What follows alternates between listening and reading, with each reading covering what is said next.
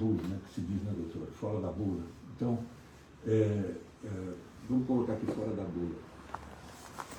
Como que um filósofo de tamanha magnitude, né, ensinou coisas para um indivíduo e esse indivíduo depois ele acabou sendo um grande conquistador e suas campanhas eram inteiramente ligadas à guerra, à matança, e eles eram impiedosos naquela época, né?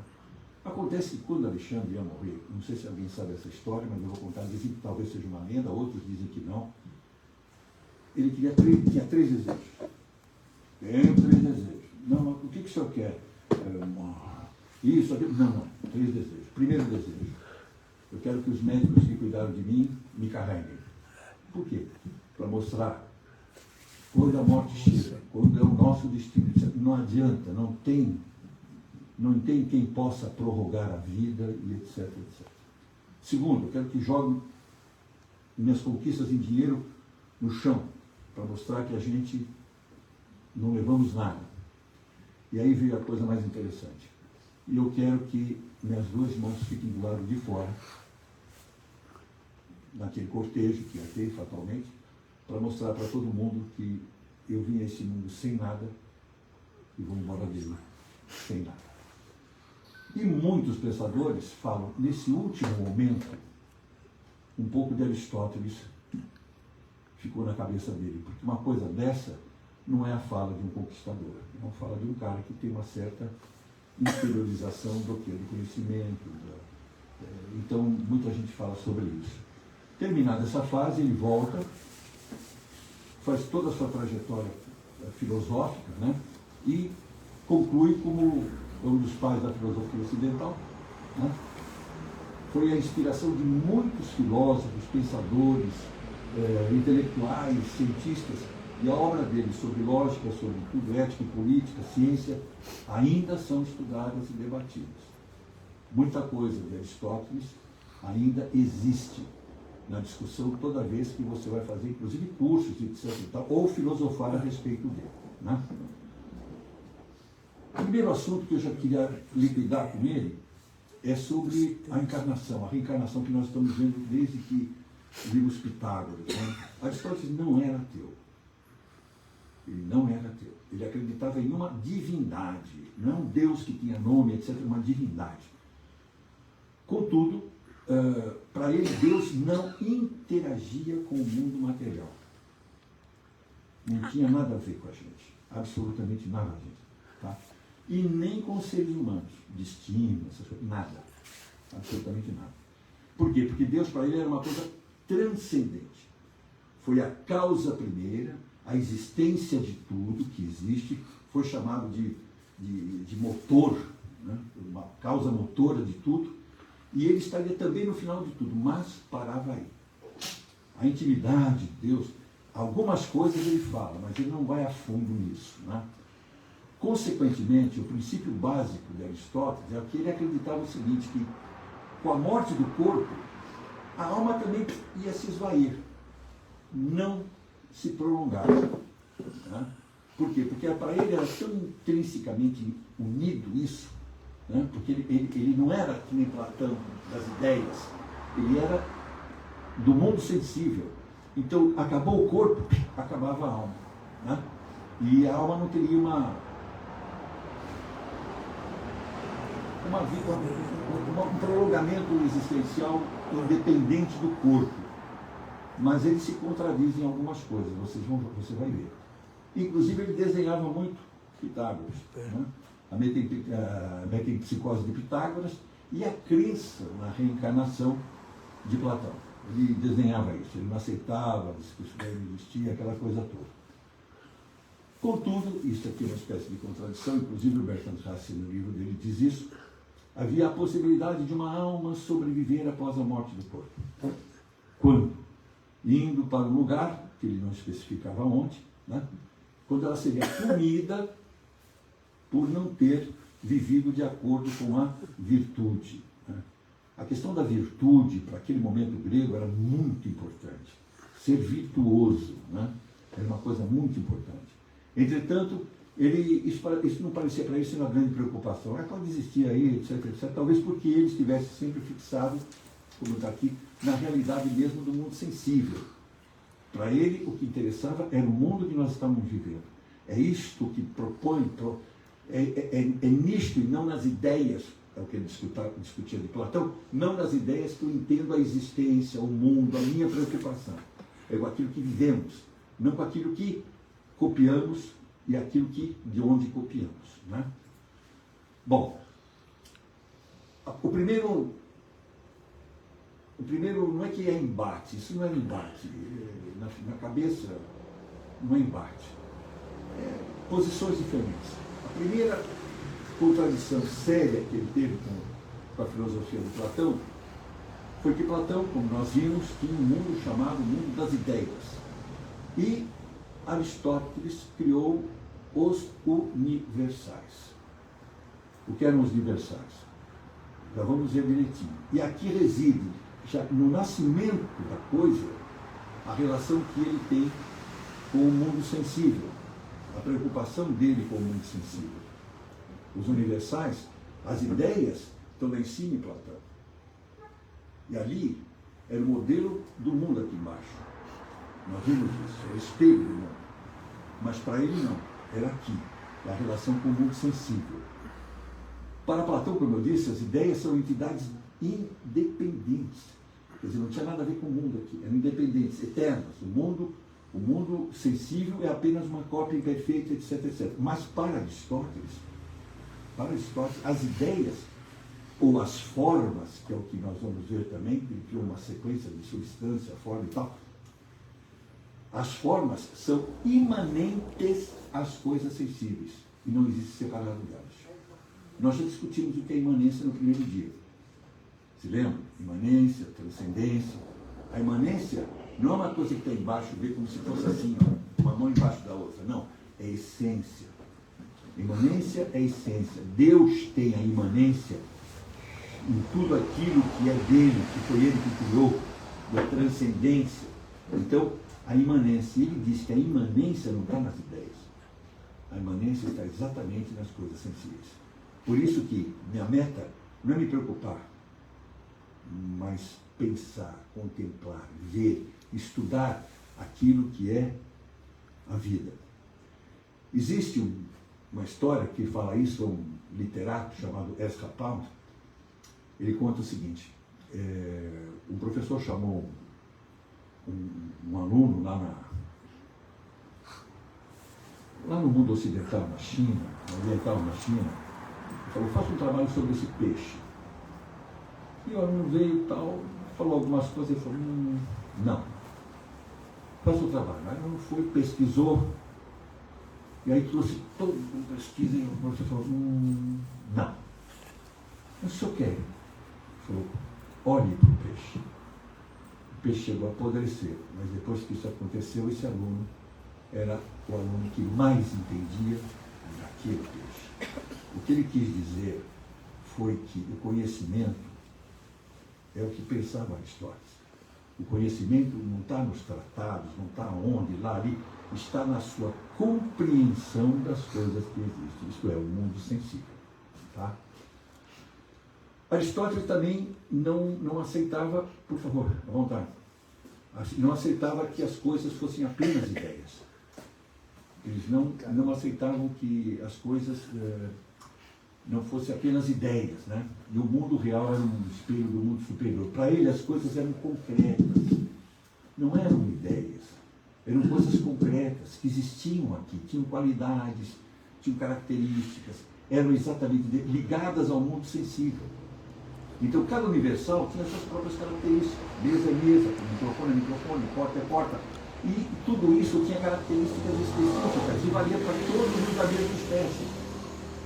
As características da mesa, embora elas pudessem ser diferentes, tinham os mesmos princípios universais. Microfone, mesmo princípio universal, e assim sucessivamente. Tá? Ainda dentro dos universais, para Platão, havia duas realidades. O mundo sensível, o mundo das ideias. Para Aristóteles havia um único mundo, tanto sensível quanto inteligível. Esse é o ponto de partida. Mas vamos ver alguma coisa diferente. Os seres, para Platão, se aproximam da verdade através das essências de todas as coisas. Por quê? Porque usavam a razão e a contemplação. Eu contemplo o mundo das ideias. Para Aristóteles, não. Os seres, eles adquiriam conhecimento, é o que eu falei, por meio da observação, da análise daquilo que ele via e da compreensão, sobretudo, da natureza das coisas. Da natureza das coisas. É rápido, viu, gente? Porque tem uma hora só, mas isso daí daria para a gente ficar falando aqui até amanhã. Né? À vontade, por favor. Por favor. A diferença entre eles parte exatamente desse princípio, da ideia e da realidade. Né? Em Platão, as ideias são perfeitas. O mundo perfeito está fora daqui, eterno, está lá em cima.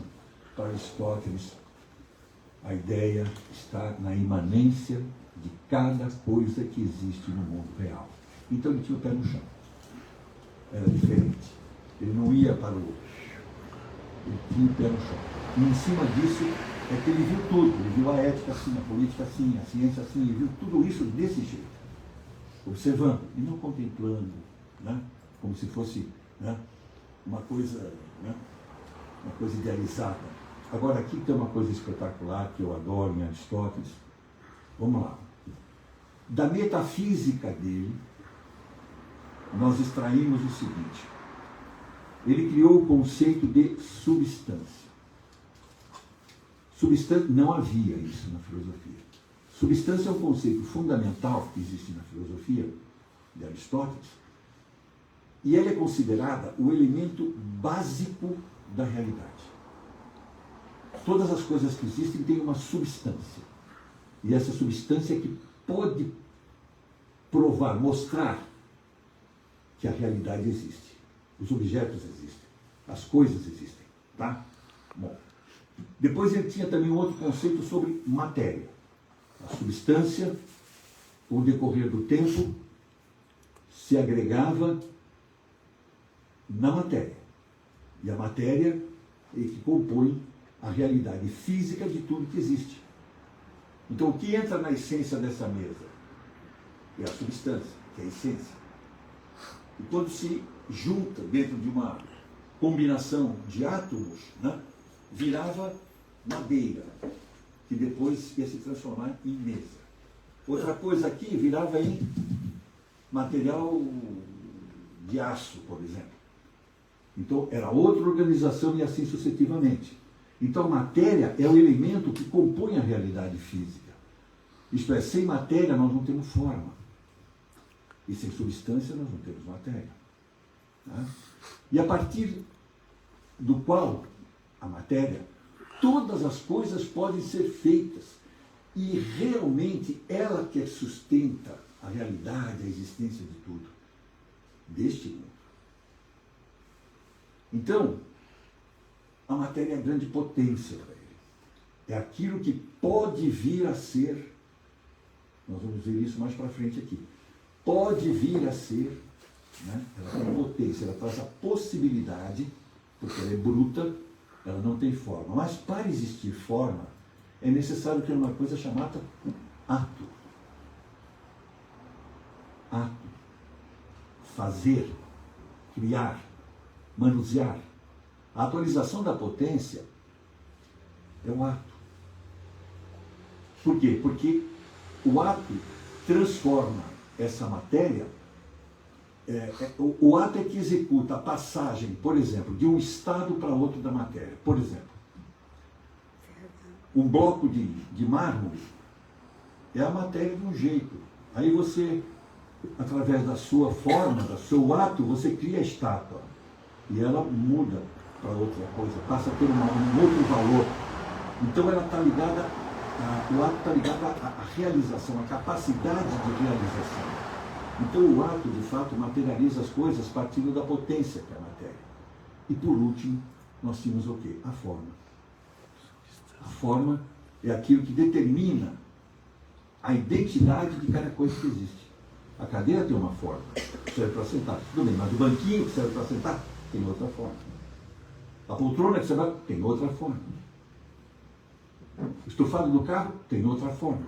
Quer dizer, a forma é dada através daquilo que o átomo consegue fazer da matéria que veio da onde? Da substância, que é a essência de tudo. Tá? Então é uma coisa, a forma, ela torna a matéria, como está aqui, uma coisa concreta, mas individualizada. A forma é que diz para nós que isso é uma cadeira e isso é uma mesa. Você quer ver uma coisa? Todo mundo sabe, se a gente tirar o nome do carro, todo mundo sabe o que é um Fusca e sei lá eu, um carro que nem o meu aí, o EcoSport. Por quê? Porque a forma. Vocês leem forma. Isso é um assunto para comunicação, teoria da comunicação. Vocês leem formas, não se esqueçam disso. Vou contar um caso. Um dia no aeroporto, tinha um puff desse tamanho. Eu tinha essa imagem, quando eu dava aula na faculdade de comunicação. Eu tinha essa imagem, eu não tenho mais. E o que é aquilo? A pessoa passava, olhava, ninguém tinha coragem, alguém pegava assim, tal. Aí um cara, que era encarregado disso, veio e, pum, sentou. Quando ele sentou e aquela espuma toda se envolveu no corpo dele. E as pessoas olharam, e aí veio um outro e sentou do lado de cá. E a espuma também se envolveu no corpo dele. E aí eles perceberam que era uma poltrona de centro, coisa que nunca tinha sido vista, porque a poltrona tem um encosto, ela encosta em algum lugar. Então dentro tinha um acrílico redondo e um banco redondo engatado neste acrílico que era coberto por espuma. Então se você sentava aqui, o outro sentava aqui, estava cansado de sentar aqui, vinha para cá, o outro para cá, aquela peça acompanhava a sua vontade de onde você quisesse estar. Ora, por que ninguém sentava? Porque realmente não estava individualizado. Porque as pessoas não sabiam que aquilo podia ser. E como você não sabia, é porque você não sabia ler aquilo. Porque se você soubesse ler aquilo, você teria usado aquilo. Nós sabemos ler, inclusive, por exemplo, uma moto 150 e uma 350, você sabe qual a diferença. Pneu mais grosso, o formato do tanque, você está lendo forma. Passo numa casinha simples, vou lá no Sorocotuba, Sorocotuba, e olho e falo, pô, alta burguesia. Então é diferente, na hora que eu vejo, é uma coisa completamente diferente. Nós vemos forma no rosto das pessoas. A beleza, feiura, ou até no jeito da pessoa fazer, falar, né? A pessoa tem uma olhar apaixonada, assim. Não consigo fazer, preciso olhar para mim. Olhar apaixonada, assim. Ou então eu estou com raiva. Estou com raiva, então eu duvido. Você lê forma do rosto humano. Tá? Vamos continuar. Nesse momento, eu preciso encartar uma coisa que não tem absolutamente nada a ver com Aristóteles. Muito bem. Em 1960, um pesquisador científico, etc., chamado Peter Higgs, e junto com um outro, mas o Peter Higgs foi mais importante, o Peter Higgs, ele descobriu, ele tinha uma teoria que só foi depois confirmada, mas todo mundo aceitava essa teoria como possível, verdadeira, precisava de provar, quando surgiu aquele canhão de partículas. Outro dia eu vi uma matéria sobre o canhão de partículas, o tamanho que ele tem, que corre, a partícula corre, e quando junta duas partículas, surge uma coisa concreta. Muito bem. O bóson de Higgs é uma das partículas elementares da física. Responsável por criar o quê? Um campo que permeia todo o espaço, ainda. Não foi, ainda é. Chamado de campo de Higgs. E esse campo atribui massa a partículas, como os quarks. E os quarks formam os prótons, os nêutrons, os elétrons. O bóson de Higgs é um mecanismo, é uma partícula, mas que é um mecanismo que explica como que as partículas fundamentais adquirem massa. Depois eu vou fazer uma linha aqui, vocês vão entender direitinho. E essa massa é crucial para que elas possam se combinar e formar a matéria do universo. Então, antes da matéria, tem a massa, que Aristóteles jamais poderia saber. Né? Incluindo, formar a matéria do universo, incluindo estrelas, planetas e nós. Sem o bóson de Higgs, nada. Não existiria nada. Seria o quê? Um imenso vespeiro do quê? De partículas elementares. Preste atenção, olha o que está falado aqui. Ela forma próton, nêutrons e elétrons. É o átomo, está aqui o átomo. É o átomo que se combina com outro átomo, fazendo uma massa e vai se transformar em matéria. Então, antes da matéria, hoje nós sabemos que tem que haver a massa. Tá? E, curiosamente, nós temos cientistas que acreditam em Deus. Né? O próprio Higgs não gostou do nome, mas esta partícula ficou chamada, e é chamada até hoje, entrem no Google, você põe esse nome, vocês vão ver, ela foi chamada a partícula de Deus. Por quê? Porque assim como Deus criou tudo, sem essa partícula, nada teria sido criado. Então, eu ia colocar isso daqui aqui, mas eu fiquei com medo. Eu fiquei com medo porque isso daqui vai ficar gravado. E aí, se não for verdade, o cara vai falar, pô, esse cara é um boçal, não tem bobagem que ele fez. Mas eu vou dizer para vocês o que eu acredito. No princípio era Deus e o nada. E aí Deus fez o mundo. Este mundo é o primeiro ato que muda de Deus. Nesse monte de partículas, você tem o bóson e é feita a matéria. Dessa matéria, é feita a massa. Dessa massa a gente caminha para a matéria. E nessa hora nós temos o quê? Nós temos novamente o segundo ato, que é a formação da matéria. Deus depois fez a forma e faz o seu terceiro ato, que é a criação das coisas tais quais elas são. Cabeça, etc.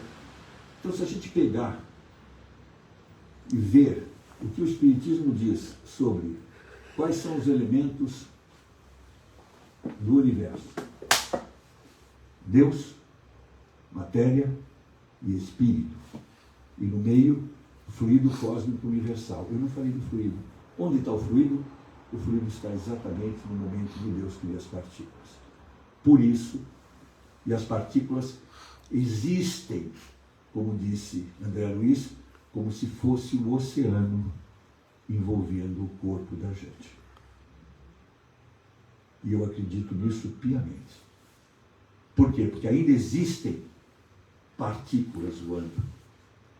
Porque Deus não parou de criar. Deus continua criando. E nós também podemos criar. Tem que cortar isso. Né? E onde entra o Espírito? O Espírito entra... Você quer que corte? Não. Está perfeito. Não corta. Então o que acontece? Palavras vão embora. Não está escrito aí, eu vou falar, nunca falei isso. Então o que acontece, na verdade? E Deus, matéria e espírito, no meio fluido cósmico universal. Que é a coisa que faz acontecer. E aí eu pergunto, em que momento foi feito o espírito? Tal qual nós sabemos que foi criado por Deus.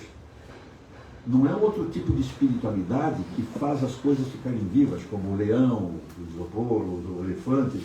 O espírito divino, o espírito de Deus, naquilo que eu já falei para vocês e eu falo constantemente. O espírito foi criado quando aconteceu o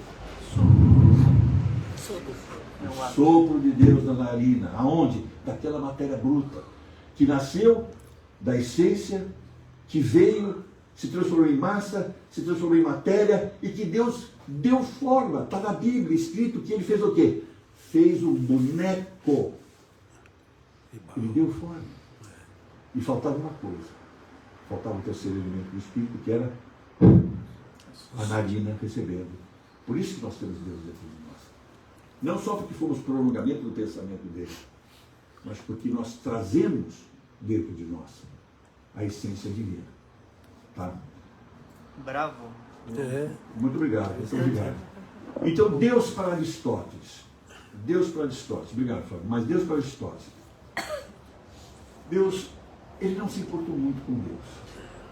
Não é uma coisa que ele se preocupava. Por quê? Porque Deus não está nesse mundo. Entendeu? Então ele tinha que encaixar Deus no mundo. Mas ele não é aquela coisa que ele abriu os olhos para ver o quê? Para ver aqui no mundo sensível, diferente, né? Daquilo que outros viam no alto. Aristóteles usa uma ideia interessante. A causa primeira. Olha que semelhança com alguma coisa que nós temos.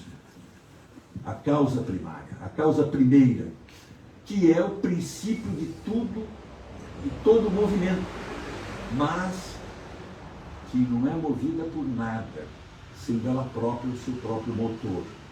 Difícil a gente entender isso. Ela roda, mas ninguém a movimenta. Então ela teve uma vida independente do próprio Criador. Outra coisa. Deus é um ato puro. Por que o ato puro? Porque o ato de todo mundo não é puro. Porque é um ato que não tem a potencialidade de Deus. Porque o ato divino é o ato da perfeição. Aquilo que ele faz não está errado. Não é inútil. Não é limitado. Corre para sempre. Outra coisa importante. Assim como é a causa primeira, ele é a causa final. Como ele está no princípio e no fim de tudo. É como nós falamos a respeito de nós mesmos. Né? É o alfa ômega. Quem sabe o que é alfa ômega? Não é só aquela música, do Caetano, né? Que tem uma música chamada alfa ômega, uma horrorosa. Né? Porque não diz nada do que significa alfa. O alfa é a primeira palavra, a primeira letra do alfabeto grego, e o ômega é a final. Então é o alfa ômega, é o começo e o fim de tudo. Né? E assim como ele é um ato puro, ele é um pensamento puro. Porque para Aristóteles, Deus era pensamento de pensamento. É confuso isso. Ele era o pensamento de pensamento. É um pensamento que pensa a si mesmo e vive em estado perene de contemplação. Do quê? Eterna de si mesmo. Não é o único filósofo que pensa isso. Outros também achavam que Deus vivia na contemplação de si mesmo. Como era no começo. Pô, por que Deus resolveu fazer o primeiro ato e todas aquelas substâncias, aquelas formas primitivas? Porque Deus estava cansado de ficar sozinho. Deus não aguentava mais. Né? Estava contemplando a si mesmo, a sua perfeição e tudo mais, mas aí ele sentiu a ausência de alguma coisa e ele começou a agir. Tem muita gente, muitos filósofos falam isso. E não é uma coisa totalmente idiota, né? Porque pode até ser. Né? Depois, tudo daqui para frente, menos a última coisa, tem a ver com o que nós pensamos. Aristóteles chegou à conclusão de que Deus também é transcendente.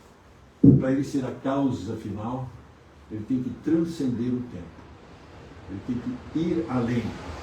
Não do tempo. Quer dizer, o mundo, eu costumo sempre dizer, a criação de Deus não é uma foto. A criação de Deus é um filme. É uma coisa que caminha por si mesmo. Né? Outra coisa, imortalidade e imutabilidade. Já discutimos isso. Deus é imortal, isto é, ele é eterno. Ele não usou a palavra eterno, mas ele é imortal. E ele é imutável, porque se o Deus que nós acreditamos hoje, porque ele tem esta e esta forma, né? Ele tem esta e esta forma, deixa eu só ver uma coisa aqui. Ele tem esta e a forma, e amanhã não é mais aquilo, então fala, pô, o Deus que eu acreditava é outra coisa, eu acreditava naquele Deus, ele mudou, então não existe isso. Deus é eterno e imutável. E ele não está sujeito a mudanças ou a corrupção. Não pensem que é a corrupção que acontece lá no Congresso. Não tem nada a ver. É a corrupção de si mesmo, isto é. Ele não se transforma. Ele não muda. Ele não se desgasta. Ele é perfeito, de ponta a ponta. É isso que eles quiseram dizer. E agora tem uma coisa que é doída realmente. Para ele, Deus não é um ser interveniente. Isto é, Deus não intervém no mundo material. Diferentemente da concepção de Deus em algumas religiões, Aristóteles não é um criador que interage com o mundo. Ele não toca o mundo. Nós podemos pensar, bom, ele pôs Jesus aqui, nesse mundo. Talvez Jesus faça por ele. E Jesus faz diretamente? Não. Jesus tem espíritos evoluídos e não evoluídos ainda, que fazem, que são aqueles que os médiuns transmitem. Quer dizer, é possível que haja uma interdependência nessa sequência hierárquica, não tenha dúvida. Mas Deus não teria nenhuma realidade, nenhum manuseio, nenhuma interferência nisso que acontece. Então dá para a gente inferir que, para Aristóteles, e lá Aristóteles chega a dizer isso de uma outra maneira, eu que amenizei aqui, porque ele fica mais pesado. Para Aristóteles, além de não ser interveniente, Deus não se preocupa com os seres humanos. Diferente. Aliás, ele é indiferente ao que acontece, porque ele sabe que tudo vai acontecer como ele deseja que aconteça lá no final. E no fundo isso é uma verdade. Né? Possivelmente ele está até não usando como os seres humanos o amam. Então, como apenas um ponto de vista pessoal, para Aristóteles, eu acho que ele dizia que Deus é algo assim, ó, eu criei tudo que existe. Agora é com vocês. Agora é com vocês. Eu não vou interferir. Eu não vou pegar o Zezinho que está fazendo bobagem, levar ele. Para isso eu tenho os espíritos, questão 495 do livro dos espíritos. Os espíritos estão junto com você? Sim. Eles interagem, te carregam, etc., para você errar menos. Né? Semelhante, mais ou menos, e totalmente diferente dele, mas a minha ideia que eu estou falando agora é aquilo que Platão fazia com o seu daimon. Platão não, Sócrates, que ele tinha uma voz, eu expliquei que ele tinha uma voz, ele falava desse daimon que ele tinha uma voz que ajudava ele a não errar. Né? Sócrates tinha isso, ele acreditava nessa ligação com Deus, através desse daimon que, né? Mas ele não. Aristóteles diz que eu criei tudo que existe, né? Agora é com vocês, porque o final eu já sei o que vai acontecer. Platão criou a dialética, se lembram disso? Sim. O que é dialética? Dia significa através de, né? Por exemplo, diacronia, através do tempo. Cronos eterno. Diálogo. Diálogo é você discutir esse logos, obviamente é palavra, mas está mais ligado a conhecimento, cultura, logos. E dialética. Essa lética vem de legere, não sei o quê, que significa falar. Né? Então, né? O Fábio depois ficou falando isso na nossa discussão aqui. A discussão é que é dialética, a gente fica falando. O que Platão queria? Eu não vou saber e não vou definir por nada. Eu falo com você, você fala comigo. Eu falo com aquele aluno, ele fala comigo. Então, ele inventou o método dialético, que é o método de ir e vir. E Aristóteles, ele inventou o silogismo. Né? Ele inventou o silogismo. O que é o silogismo? Grandes filósofos, eles não criam somente conteúdos novos. Grandes filósofos também criam métodos novos. E isso é que é maravilhoso. Porque além de te dar um conteúdo, para você que vem depois, você, lá que ele pensou isso, mas esse completou isso, agora tem mais informação. Ele não sabia o bosão de Higgs, por exemplo. Entende? Então, nem poderia, mas além de trazer conteúdo, traz um método. Como é que você faz para alcançar isto? Para alcançar aquilo? Para Platão era conversa, dialogar, sua cabeça crescendo, a minha crescendo, a sua crescendo, a minha crescendo. Eu costumo dizer sempre isso. Eu tenho uma ideia. Conversa. Fábio tem outra. Conversamos. Nesse momento eu sei o que o Fábio pensa. E ele não está totalmente errado. E ele vê que eu também não estou totalmente errado. Então o que é bom dele, o que é bom meu, soma. E forma um terceiro conhecimento. Então eu encontro o Fábio, eu só sei uma coisa. Quando eu vou embora eu sei a dele e mais aquilo que nós criamos. Então assim é que a evolução acontece. Né? Nós vamos ver mais lá na frente Duas cabeças pensa mais que uma. que é tese, antitese, que é a antítese, e que você tem a síntese aqui em cima. Porque tese é uma formulação, antítese é uma formulação contrária. E vendo o que é bom entre as duas, eu formo uma nova tese, que é a síntese dessas duas. Porque sim é um, que nem singular, sinergia, sintético, né? Então, é um. Então, dessas duas teses, eu formo uma nova tese, que obviamente vai se tornar síntese para uma outra antítese em relação a ela. O que vai gerar uma outra síntese. E essa tribulação vai até a busca da onda, até a busca do infinito, se a gente conseguir chegar. É verdade. Então, é uma metodologia. Então, veja bem. É uma forma de raciocínio, né? É uma forma de raciocínio que tem premissas. Eles usam duas premissas para chegar numa conclusão. Então, vocês se lembram disso? Eu estou falando isso daqui porque você, se eu falasse direto, você já sabia o que era. Eu estou falando do conceito, tá? E as premissas, elas têm características, isso que é o método, por isso que ele falou que é o método, que tem termos específicos. Você tem um termo maior, um termo médio e a conclusão. Só que elas têm que estar intimamente ligadas. Então veja bem, todos os homens são mortais. Sócrates é um homem. Logo, Sócrates é mortal. É um silogismo que ajudava você a pensar. Quando você apresentava uma propositura e você tinha, porque o método é dedutivo, o método dedutivo é o mais fácil e o melhor. O método indutivo é complicado, dificilmente consegue fazer, né? Outro exemplo, por exemplo, todas as estrelas são brilhantes. O Sol é uma estrela, então possivelmente o Sol é brilhante. Só que eu procurei, não achei. Perceba que quando você começa, todos os homens são mortais, você tem duas substâncias de conteúdo: homem e mortal. E eu faço a segunda propositura com a primeira substância. Sócrates é homem, então ele é mortal. Eu não vi nada assim, eu vou pesquisar melhor isso. Não vi nada. Eu não poderia ter dito, será? Todo mortal é homem.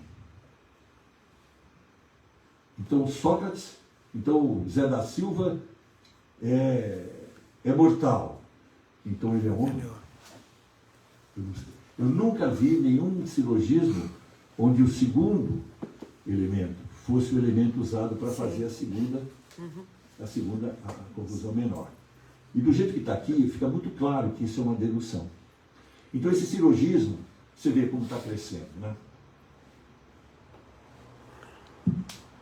Pitágoras foi até um ponto, influenciou Platão, Sócrates, que foi a mais além, que influenciou Platão, que apresentou o que sabia para Aristóteles, com o que ele construiu muita coisa, mas também discordou de tantas outras, apresentando o quê? Mais um conhecimento. E a evolução da cultura, do conhecimento, o professor antigo vai falar: menino, você não sabia que não pode não. Mas veja bem, tudo bem. Então veja, presta atenção, isso é que faz cultura. A cultura o que é? Todo mundo admite que o mundo é alguma coisa feita do dado. E nós vimos pela substância até chegar aqui, ao final. Isso tudo nos foi dado. Em cima do mundo do dado, como último elemento, criamos o homem. Então existe o mundo do homem e o mundo do dado. Então veja que interessante. Este mundo do dado, ele vai ser sempre cada vez maior, porque o que nos é dado foi dado por Deus e é dado por todos aqueles que fizeram cultura, tornou-se para nós, quando você nasceu, o dado era completamente diferente de quando Sócrates nasceu, né? Porque você tem um monstro de informações do que te é dado. E em cima disso você tem a chance de prolongar, de ampliar, não só de entender, mas fazer cultura. A finalidade do homem também é essa. É uma das obrigações da sua existência aqui. É colaborar para quê? Para que as coisas possam acontecer. Bom, um balanço filosófico. Aristóteles trouxe coisas novas para a filosofia, as quais, a partir dele, também começaram a fazer parte de outros filósofos que sucederam, etc. Algumas coisas que ele trouxe. Vamos lá. Sistematização da lógica. Nós não entramos nisso. Mas a lógica era uma coisa, ele veio, sistematizou e foi fazendo incursões, novos conhecimentos sobre como entender e manipular a lógica. O silogismo é uma coisa absolutamente lógica. Não? Outra coisa, ele trouxe o conceito de substância. Da maneira como ele propôs. Não havia. Né? Outra coisa, ele ampliou a ética. A ética é uma coisa mais voltada só para um aspecto. Quando ele traz esses novos, quando ele traz, por exemplo, os universais, a ética antes barrava só onde chegava até o mundo das ideias de Platão. Quando ele trouxe isso, você avança. Né? Outra coisa, política. A política. Todos os filósofos trabalharam a política. Todos. Quem diz? Sócrates. Os que não gostam de política serão governados por aqueles que gostam. Sabe, aquele que não se importa com a política vai ser governado por aqueles. Então as pessoas entendem a política, essa lambança que a gente está vendo aí. Isso não é política, isso daí é roubo, é porcaria, é má política. A política verdadeira é o que o filósofo trabalha. A política é a administração da polis. Por que eles admitem isso? Porque nós somos animais gregários. Aristóteles disse isso. O que é animal gregário? É aquele que não pode viver sozinho, ele tem que viver em comunidade. Então a comunidade é a polis. Então eles se importam com isso. E ele ampliou o estudo disso. Trouxe conceitos novos, fruto da sua herança, porque o pai era médico, ele pensou mais coisas sobre a ciência e a natureza. Outra coisa, na educação, todo mundo fala em virtude, o cara tem que ser virtuoso. O cara tem que saber a razão, a virtude como razão. Isso é uma coisa que todos têm e o espiritismo tem também. A virtude é uma questão racional, o bem é uma questão racional. Quer dizer, a razão imperava sobre o sentimento bruto. E ele introduziu também a felicidade. Quer dizer, a educação não é só uma questão de razão e de virtude. Ela proporciona felicidade ao homem que sabe. E eu acho que isso é verdade. Quanto mais você sabe, mais você entende o mundo que está à sua volta. E por último, ele tem Deus como a causa inicial, o motor inicial e final de tudo. É o chamado motor imóvel. E isso daí contribui muito com aquele exemplozinho michuruco que a gente dá. Uma estrada que sai daqui até não sei onde, não se movimenta, mas está lá e está aqui. Está no começo, está no final. Você gasta o tempo, mas o tempo para ela, para essa estrada, é uma coisa só. Tá? Isso termina, mas tem uma coisa que é preciso contar. Em tempo. Durante 2000 anos, Aristóteles não teve contestações significativas.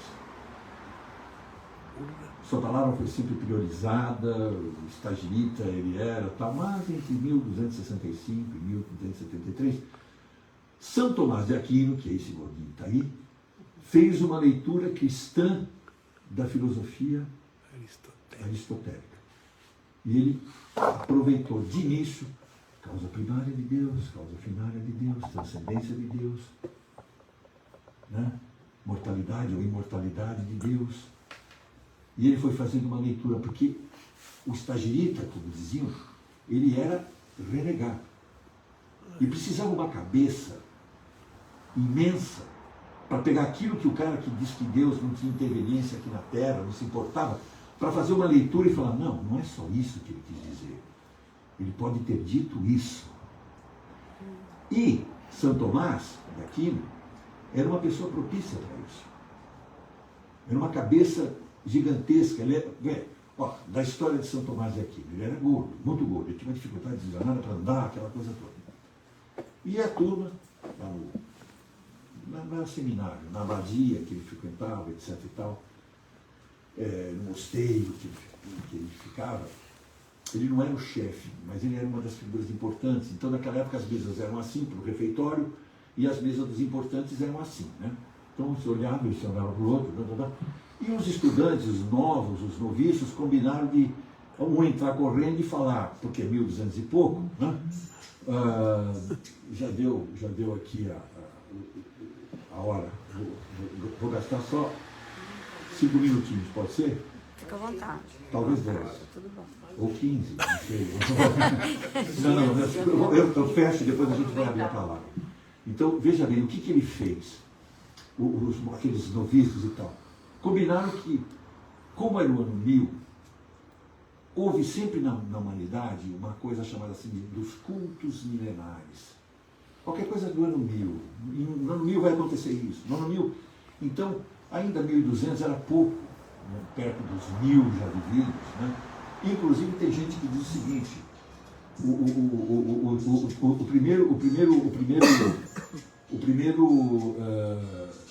primeiro milênio foi do Pai, o segundo milênio vai ser do Filho, o terceiro milênio será do Espírito Santo. A igreja fala isso. Então é curioso. E entrou um garoto lá e falou: as vacas estão voando. Que eles acreditavam que isso ia acontecer, vaca voar, não sei o quê. E todo mundo saiu correndo, etc. E ele se levantou da mesa. Coitado. Quando ele chegou lá fora, a turma riu para ele, então ele riu também, etc. Entrou, sim, provavelmente triste porque as vacas não estavam voando. Então ele entrou tal, e sentou. E no meio da refeição, o monge: posso perguntar ao nosso mestre, Tomás? Pois não. Mestre, o senhor escreve tanta coisa, o senhor é um homem de tamanha sapiência. Como é que o senhor acreditou numa coisa dessa? E ele falou: eu acreditei, porque para mim é mais fácil acreditar que os monges não mentem para mim do que não ser uma verdade. Nossa. Isto é, ele arrebentou com todo mundo. Né? Acabou. Tapa de luva. Você está entendendo? Quer dizer, sim, é uma coisa muito complicada. E ele, a partir disso, as ideias de Aristóteles tomaram outro formato. Não de mudança, mas de ampliação. Que está errado? Não, está errado. Vamos reler isso aqui. Envolvendo o quê? A fé católica. E isto originou uma nova corrente filosófica. Olha que coisa interessante. Aglutinando filósofos e que perdura até hoje. É a corrente filosófica chamada aristotélica tomista. São aqueles que não acreditam no Aristóteles antigo, mas no Aristóteles que foi reformulado, ampliado por São Tomás de Aquino. Onde juntaram o quê? Dois gigantes filósofos da humanidade numa obra espetacular chamada Suma Teológica. Não tive coragem de ler, é difícil pra caramba, inserindo Aristóteles dentro da teologia cristã. E se a gente continuar, provavelmente no módulo futuro, a gente vai ver como isso aconteceu.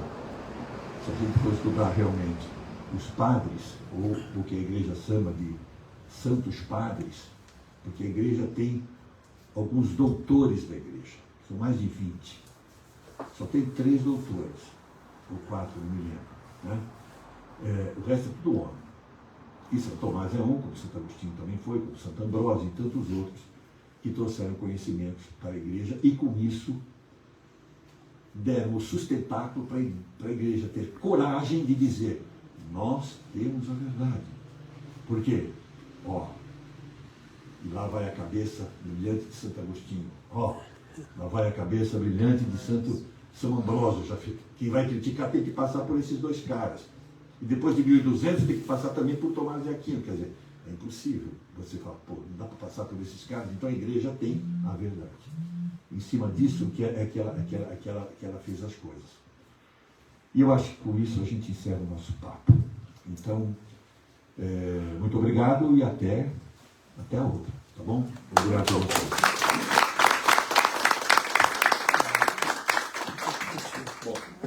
Continua. Agora, terminamos em cima mesmo, Gravando.